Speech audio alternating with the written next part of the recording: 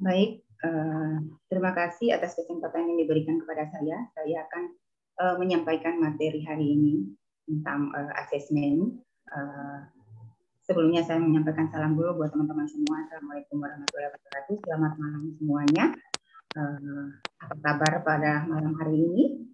Alhamdulillah semuanya baik ya. Saya doakan mudah-mudahan kita selalu dalam lindungan Allah dalam melaksanakan aktivitas. Baik, saya akan mulai sequencing materi yang akan saya sampaikan malam ini.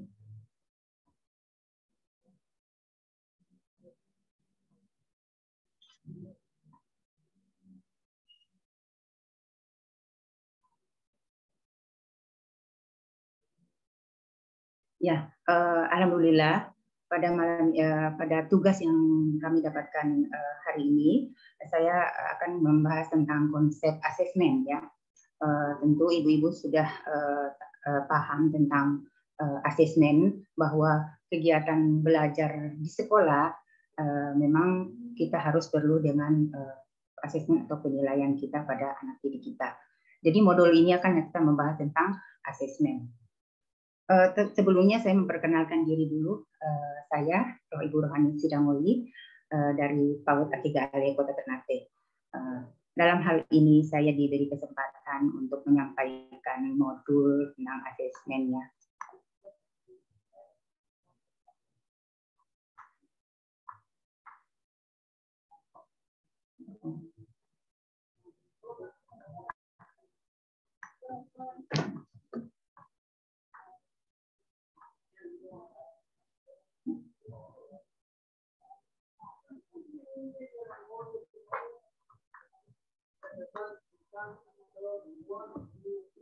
Nah, pada modul ini akan kita terbagi ada 3 agenda sesi yang akan kita bahas, yaitu konsep asesmen, fungsi asesmen, dan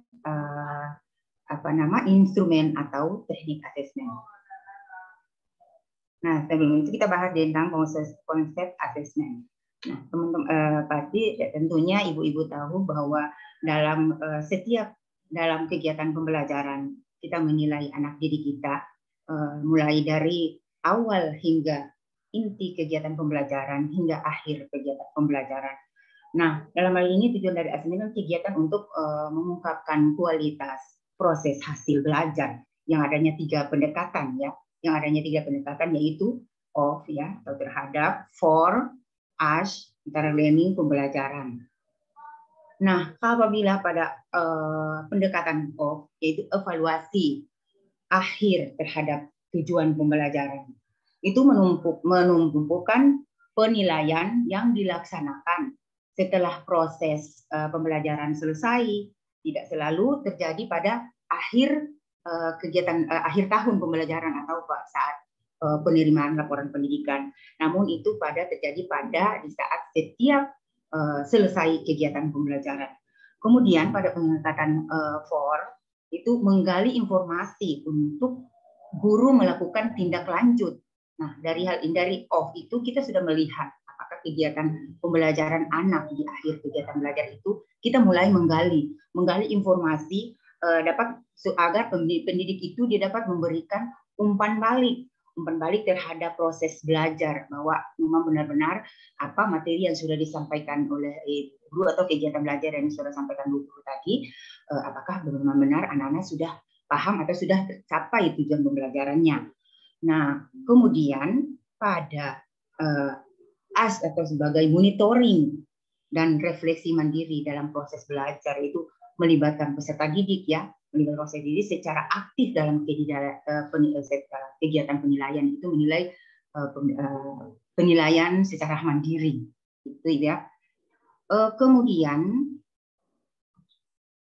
dalam konsep asesmen juga menerapkan pola pikir bertumbuh dalam asesmen yang harapannya asesmen ini bisa membangun kesadaran proses mencapai tujuan pembelajaran lebih penting daripada akhir pembelajaran yang seperti saya sampaikan tadi, dari of, for, her, as. Untuk itu guru diharapkan mampu menerapkan prinsip pola pikir pertumbuhan ya, 10 pertumbuhan dalam asesmen tersebut. Itu Satu, kesalahan dalam belajar itu wajar. Jadi dalam kesalahan dan belajar itu wajar. Tadi yang pada off tadi, kita sudah bisa menilai di akhir pembelajaran itu. Kemudian kita memberikan umpan balik. Ya, jika diterima dan dikomunikasikan, dicarikan jalan keluarnya bagaimana pendidik yang lain untuk mensimulasi otak dari peserta didik. Nah, kemudian belajar bukan tentang kecepatan, tetapi tentang pemahaman. Jadi dalam kegiatan belajar ini bukan kita, contohnya kalau kita guru PAUD itu bukan kita mengejar tema. Biasanya kalau kegiatan pembelajaran itu sudah kita harus mau mencocokkan tema dengan sekolah yang lain. Makanya kita harus mengejar tema bahwa kegiatan belajar ini cepat selesai.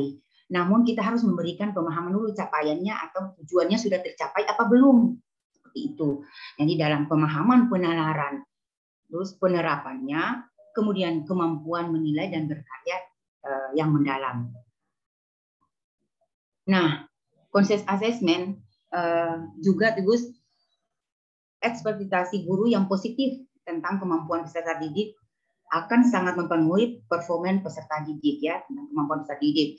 Jadi kalau kita akan menilai membanding-bandingkan anak, berarti itu kita itu kegiatan seperti itu sangat mempengaruhi sekali dengan peserta didik yang nanti akan kita menilai. Kemudian peserta didik itu unik ya, memiliki peta jalan belajar yang berbeda dan tidak perlu dibandingkan seperti yang saya sampaikan tadi ya. Jadi tidak bisa membedakan teman yang satu dengan teman yang lain. Nantinya akan terjadi minder dengan teman yang satu. Jadi terjadi penurunan semangat belajar. Kemudian lingkungan belajar di sekolah dan rumah yang kondusif berpengaruh pada pencapaian hasil belajar yang optimal. Berarti harus kenyamanan dalam lingkungan belajar. Kemudian pujian juga, pesan umpan balik yang tepat berpengaruh pada motivasi belajar peserta didik. Ya. Selanjutnya pada fungsi asesmen. Nah, fungsi asesmen ini memberikan informasi penting yang diharapkan oleh orang tua anak belajar sesuatu. Asesmen ini membuat pembelajaran anak tampak jelas ya.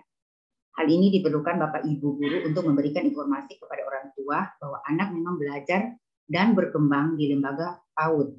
Nah, jadi harus kita memang benar-benar harus berkomunikasi dengan orang tua tentang perkembangan anak kita. Kemudian memberikan informasi yang bermanfaat bagi guru. Pijakan untuk merencanakan pembelajaran berikutnya. Jadi harus ada memberikan stimulasi kepada anak. Kemudian di akhir belajar itu juga harus memberikan informasi-informasi yang akan mereka belajar untuk esok hari. Supaya ada semangat dan minat belajar itu pada anak. Kemudian kita lanjut dengan instrumen atau teknik asesmen. Nah, dalam instrumen teknik asesmen ini ada empat teknik yang kita gunakan dalam pengumpulan data pada pendidikan anak usia dini. Sepertinya catatan anekdot. Ya. Kalau catatan anekdot itu merupakan kita menilai pada peristiwa kejadian yang akan terjadi, ya, peristiwa kejadian pada hari itu. Entah anak itu melakukan sesuatu, misalkan contoh ada anak yang bernama Rosa, tiba-tiba di halaman sekolah mungkin Rosa turun dari boncengan sepeda motor, kemudian lari dan terjatuh. Itu kita menilaikan dari awal anak masuk sekolah. Nah, kita harus mulai mencatat kejadiannya, peristiwa, kejadian atau peristiwa, kemudian waktu yang akan kita catat. Kemudian dan tempatnya ya, Kemudian pada checklist teknik checklist. Jika menggunakan checklist sebagainya instrumen asesmen harian. Jadi dalam harian itu kita punya kegiatan penilaian kepada anak itu dengan belum berkembang, mulai berkembang sesuai harapan ya. Kemudian berkembang BS saya berkembang sesuai dengan harapan.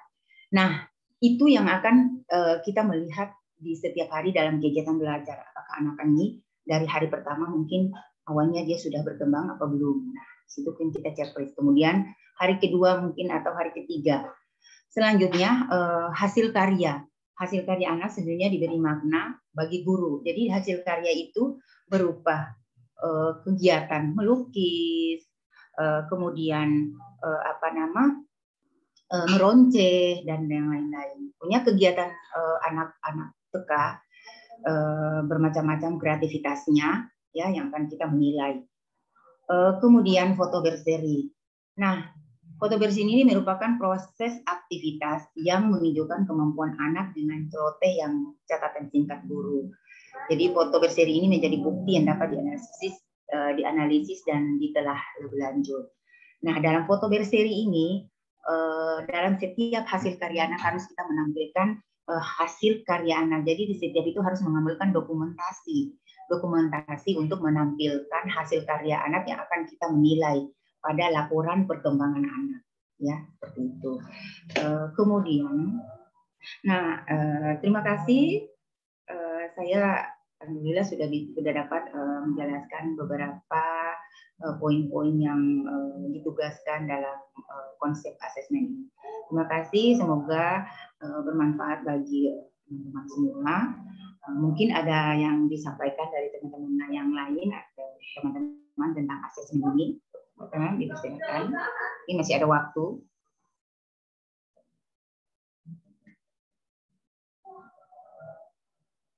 Baik, kalau sudah tidak ada lagi, sudah tidak ada lagi, mungkin saya bisa menutup apa yang saya sampaikan materi pada hari ini. Semoga nanti ibu-ibu dapat memahami apa yang saya sampaikan. Terima kasih. Assalamualaikum warahmatullahi wabarakatuh. Selamat malam.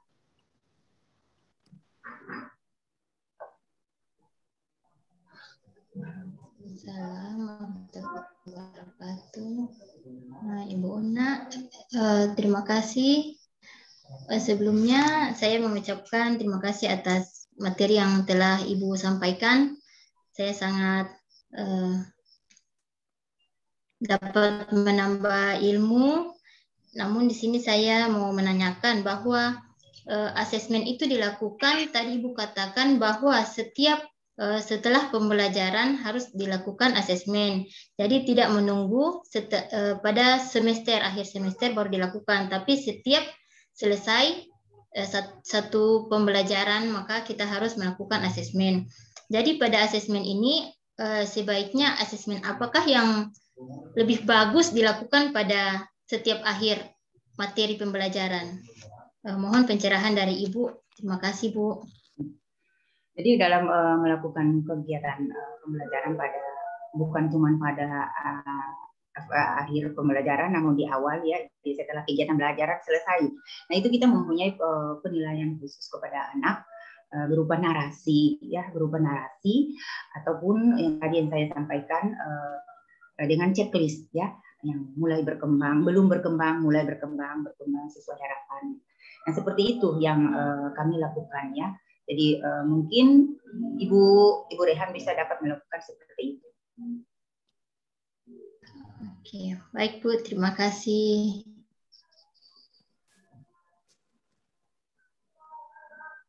Ya, terima kasih Ibu Ona untuk materi hari ini. Saya sepakat sekali dengan apa yang tadi dikatakan oleh Ibu Ona. Jika penilaian itu terjadi hari itu atau dalam pembelajaran atau di awal, di tengah kita memberikan materi atau belajar, lalu kemudian kita butuh penilaian, yang paling praktis adalah dengan metode checklist.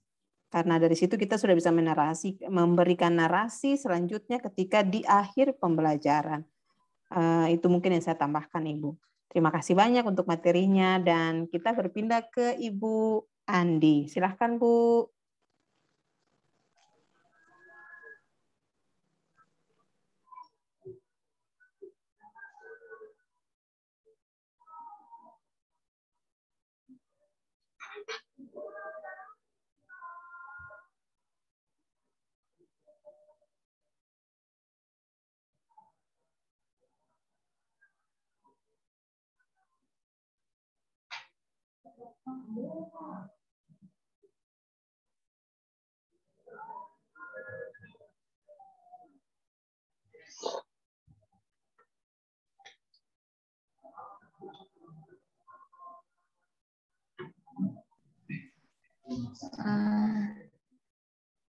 Sebelumnya, apakah sudah kelihatan screen saya?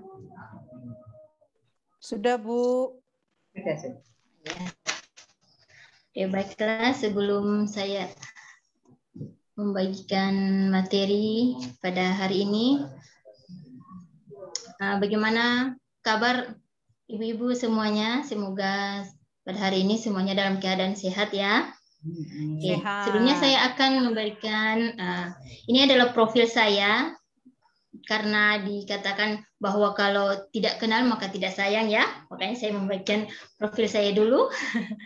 Di sini ada nama saya Ibu Andi Rehana SPD, tempat tanggal lahir Ujung Pandang 19 April 84. Instansi itu PAUD Al-Khairat Kalumpang. Saya memiliki 3 orang anak dan 1 orang suami. Oke ya, kita lanjut sekarang. Nanti kita saya minta perkenalan juga dari ibu-ibu peserta ya. Boleh ya? Boleh, Bu. Oke, yang pertama mungkin di sini ada, saya lihat ada Ibu Rohani. Coba Ibu Rohani perkenalkan dulu. Baik, terima kasih. Nama saya Ibu Rohani yang biasa disapa dengan Ibu Ona. Nama saya Ona, huruf saya adanya O, juga adanya N, dan juga ada huruf A. Ona, terima kasih. Wah, keren, mantap. Oke, ada siapa lagi nih selanjutnya? Ada tuh siapa lagi, Bu, Ibu atau Bapak? Silakan. Oke, terima kasih Bu Andi. Perkenalkan ibu-ibu semua. Saya nama Ronalda Jo Samuel. Biasa dipanggil Alda Mual. Saya di PAUD Rantai Kasih. Terima kasih. Iya, sama-sama Ibu Alda ya.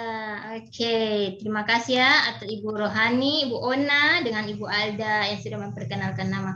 Oke, kita next, kita lanjut. Nah, materi yang akan saya bawakan di sini yaitu profil pelajar Pancasila. Tentunya ini mungkin baru didengar oleh ibu-ibu. Jadi di sini saya akan memberikan materi yaitu profil pelajar Pancasila ya. Kita lanjutkan. Nah, di sini ada 6 aspek yaitu dari profil pelajar Pancasila. Yang pertama ada beriman, bertakwa kepada Tuhan Yang Maha Esa. Ada mandiri, bernalar kritis, kreatif, bergotong royong, dan berkebinekaan global. Jadi ada 6. Oke, di sini pengertian. Profil pelajar Pancasila yaitu perwujudan pelajar Indonesia sebagai pelajar yang memiliki kompetensi global dan berperilaku sesuai dengan nilai-nilai Pancasila. Itu ada 6 ciri utamanya. Seperti yang pada gambar tadi. Sini beriman kepada Tuhan Yang Maha Esa, berarti kita mempercayai bahwa kita mempunyai Tuhan Yang Maha Esa. Kemudian berakhlak mulia, berkebinekaan global, bergotong royong, mandiri, dan bernalar kritis serta kreatif. Yang pertama, beriman dan bertakwa kepada Tuhan Yang Maha Esa serta berakhlak mulia. Adalah pelajar yang berakhlak dalam hubungannya dengan elemen kunci beriman bertakwa kepada Tuhan, yaitu akhlak beragama, akhlak pribadi, berakhlak kepada manusia, kepada alam, dan kepada negara. Yang kedua yaitu berkebinekaan global, bahwa pelajar Indonesia mempertahankan budaya luhur lokal, kemudian identitasnya, dan tetap berpikiran terbuka dalam berinteraksi serta dengan budaya lain. Yang ketiga yaitu bergotong royong, di mana kemampuan untuk melakukan kegiatan secara bersama-sama dan sukarela, yaitu mereka berkolaborasi, mempunyai kepedulian, itu kepedulian sosial, dan berbagi. Misalnya jika terjadi sesuatu, maka nantinya anak ini dia mampu saling bergotong royong, bekerja sama, dan peduli kepada misalnya ada yang tertimpa bencana, maka anak-anak akan merasa peduli, kemudian mereka memberikan sumbangan. Seperti itu ya Ibu-Ibu. Nah, yang keempat sini adalah mandiri. Mandiri yaitu pelajar yang bertanggung jawab atas proses dan hasil belajarnya. Yaitu kesadaran akan diri dan situasi yang dihadapi. Berarti pada saat dia menghadapi suatu kesulitan, maka dia bisa mengatasi kesulitan tersebut. Berarti anak itu sudah mandiri dan regulasi dirinya. Poin yang kelima itu bernalar kritis. Bahwa anak di sini mampu secara objektif memproses informasi baik kualitas, kuantitatif, membangun keterkaitan antara berbagai informan, menganalisis informasi, mengevaluasi, dan menyimpulkan. Berarti di sini nantinya anak-anak dia bisa berpikir dengan kritis, dia dapat menyelesaikan suatu masalah, bagaimana dia menginformasikan, kemudian membangun keterkaitan antara informasi yang satu dengan informasi yang lain. Kemudian dia menganalisis dan menyimpulkan. Yang keenam yaitu dia kreatif. Profil pelajar Pancasila yang kreatif berarti dia menghasilkan gagasan yang original, kemudian menghasilkan karya dan tindakan yang original pula. Berarti dia anaknya sudah kreatif, dia dapat memikirkan misalnya apa yang dia ingin lakukan, apa yang ingin dia buat. Jadi dia menghasilkan suatu karya. Jadi oke, terima kasih. Sekian materi dari saya. Mungkin ada pertanyaan atau tanggapan dari ibu-ibu dari materi yang telah saya berikan. Saya beri kesempatan.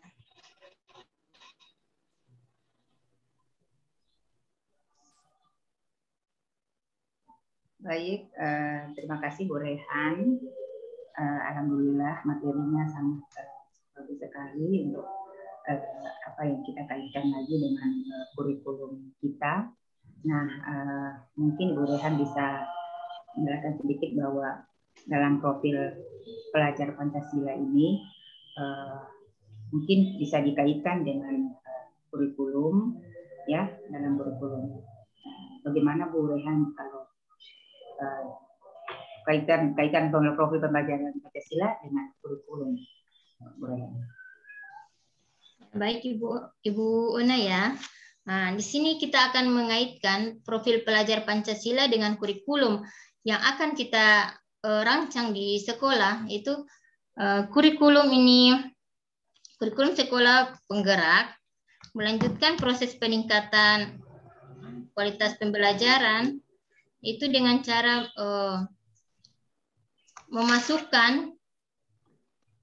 menyusun kurikulum, yaitu dengan memasukkan tujuan pembelajaran, kemudian capaian pembelajaran dengan mengaitkan dengan tujuan kita, yaitu tujuan sebagai profil pelajar Pancasila.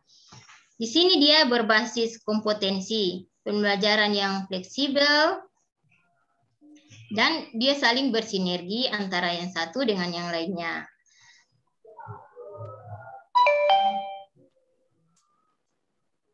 Seperti pada kegiatan kurikulum yang akan kita ajarkan pada beriman dan bertakwa nih. Nah, kita akan menyusun tujuan capaian pembelajarannya dulu. Misalnya, anak dapat mengenal ciptaan-ciptaan Allah, ciptaan Tuhan. Nah, berarti kita sudah mengaitkan dengan profil pelajar Pancasila yang pada poin pertama, yaitu beriman bertakwa kepada Tuhan Yang Maha Esa dan berakhlak mulia. Berarti misalnya ciptaan Allah, oh iya dia menciptakan tumbuhan, berarti kita harus menjaganya dan bersyukur kepada Allah yang telah memberikan. Nah, seperti itu Ibu Ona. Terima kasih. Baik, terima kasih atas penjelasannya. Ya, kalau dari saya, prinsipnya yang tadi dijelaskan oleh Ibu Rehan, ini menjadi dasar untuk bagaimana kita menyusun kurikulum tanpa melupakan dasar kurikulum kita ada di profil pelajar Pancasila. Nanti tinggal kita kembangkan saja untuk masuk dalam tujuan pembelajaran sampai kita bisa memberikan asesmen yang tadi dijelaskan oleh Ibu Ona, dan terakhirnya itu di capaian pembelajaran. Jadi hanya masukan. Terima kasih Ibu Rehan untuk materinya malam ini. Terbaik. Ya, terima kasih Ibu Alda sudah memberikan masukan yang lebih memperkuat lagi. Ya, sama-sama kita belajar membangun profil pelajar Pancasila. Hidup Sekolah Penggerak. Ya, Profil Sekolah pelajar Penggerak. Pancasila. Oke, terima kasih. Ya, dan Ibu-Ibu, ini materi terakhir kita di malam ini. Mungkin Ibu Andi bisa stop. Ya, oke, siap. Dan saya mau berbagi materi saya. Oke.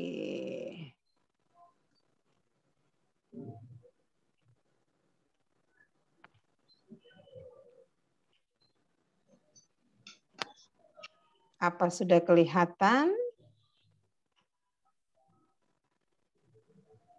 Belum. Belum. Belum, sebentar.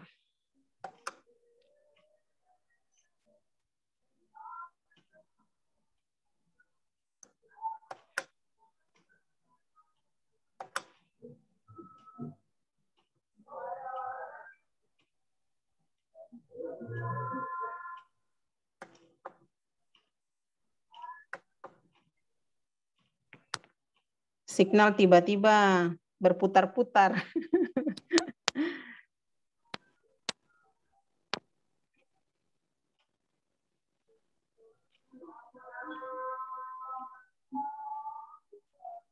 Ya.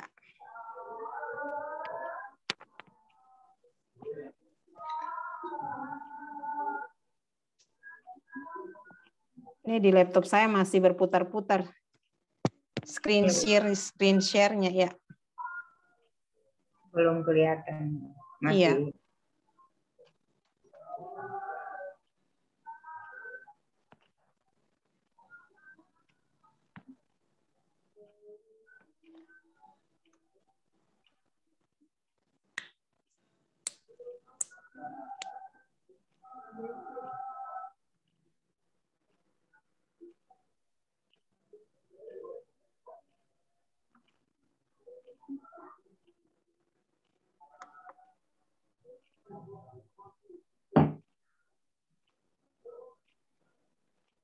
Apa sudah kelihatan?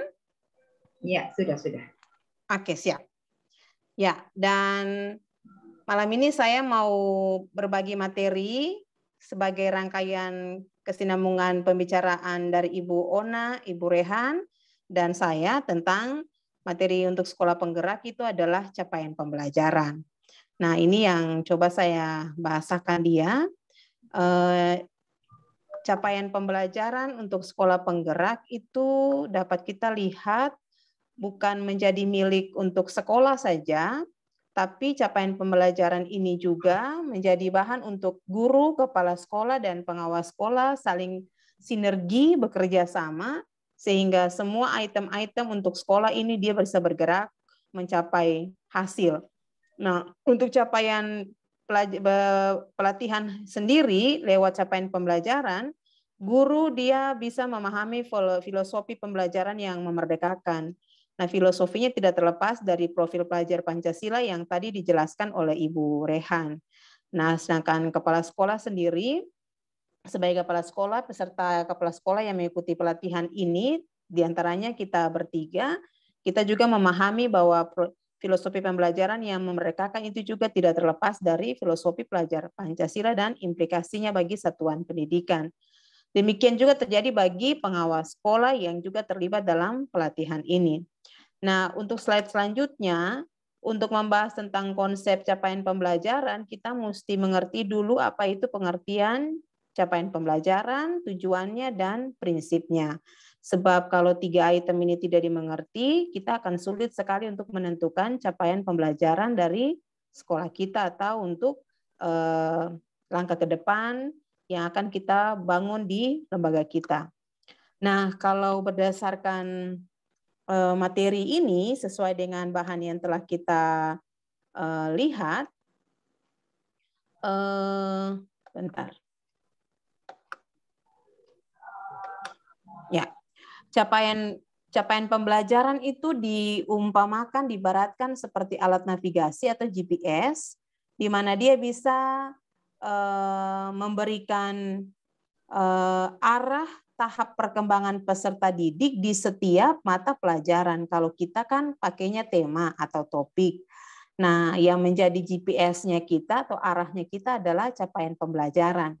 Nah, waktu kita belajar tentang kurikulum 2013, sebenarnya kita sudah punya kerangka capaian pembelajaran yang kita kenal dengan IKD, kompetensi isi dan kompetensi dasar.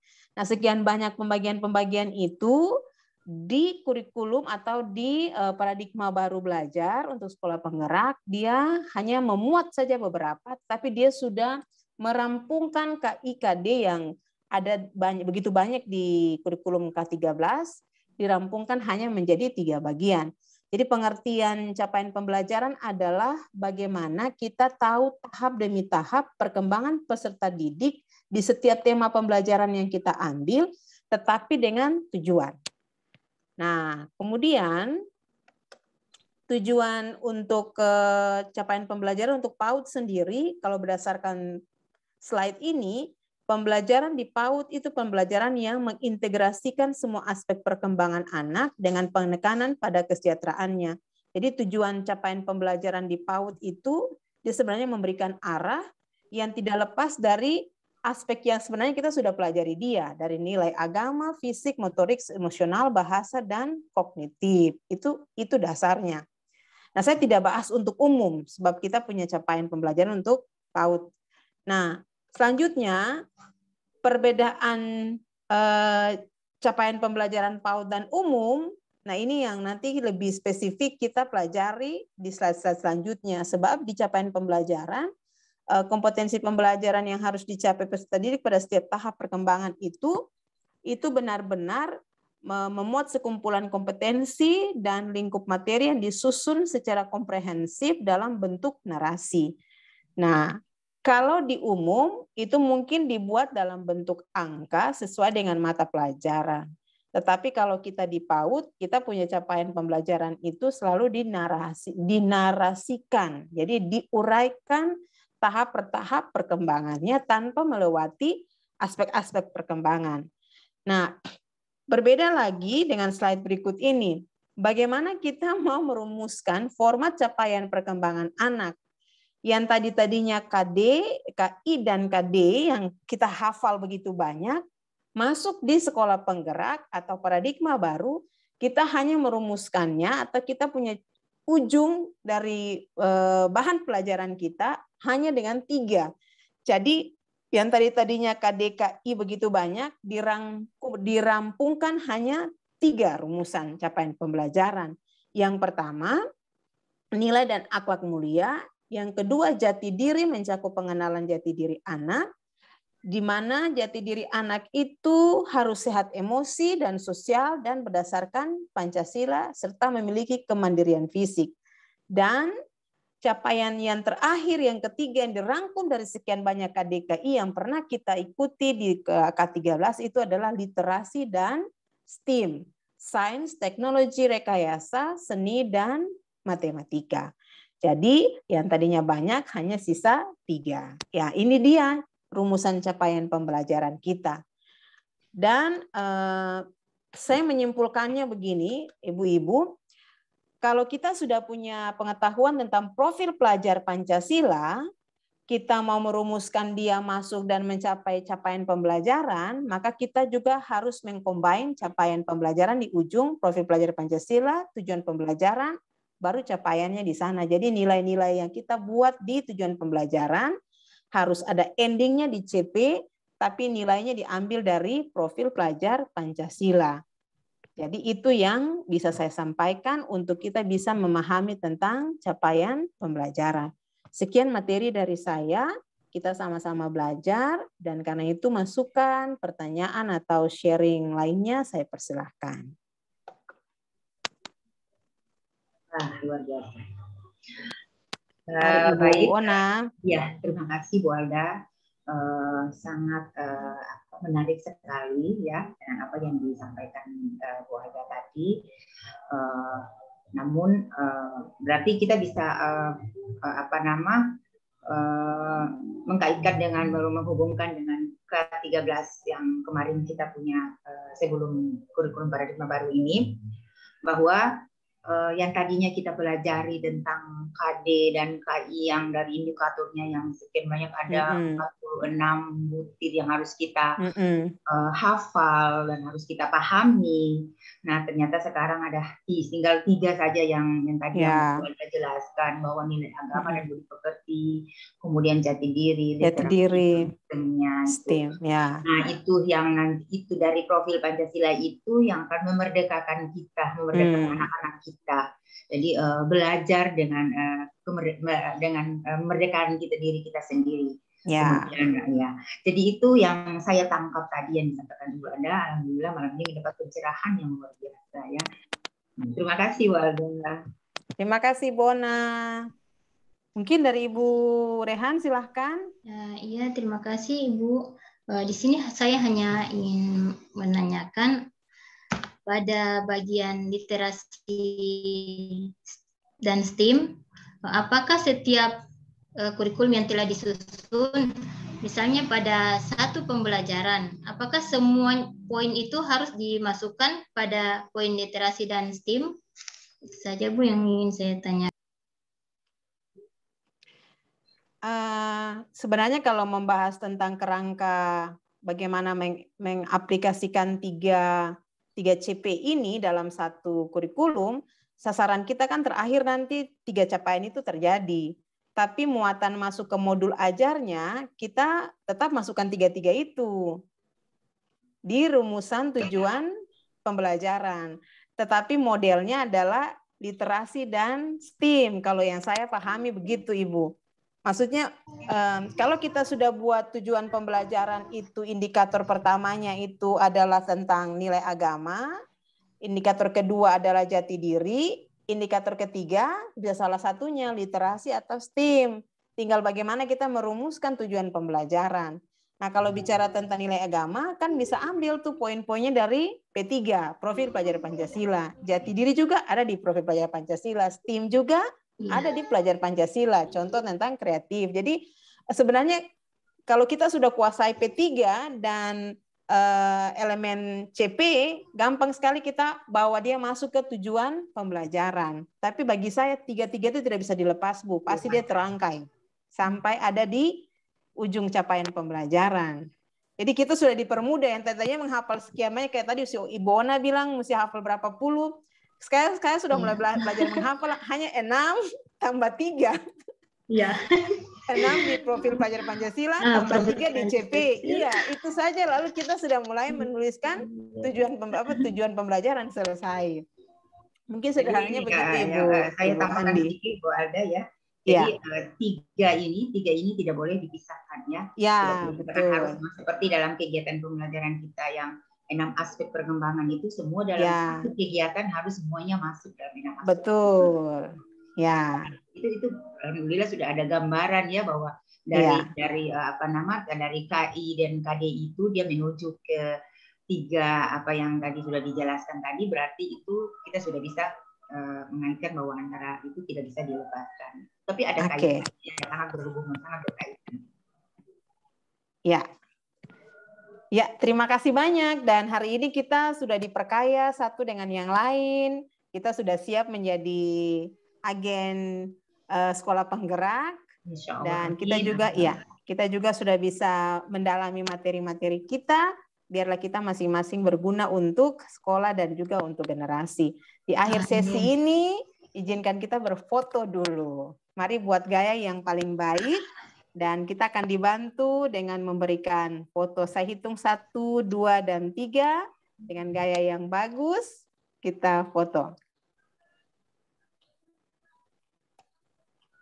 Oke, terima kasih. Sampai berjumpa lagi.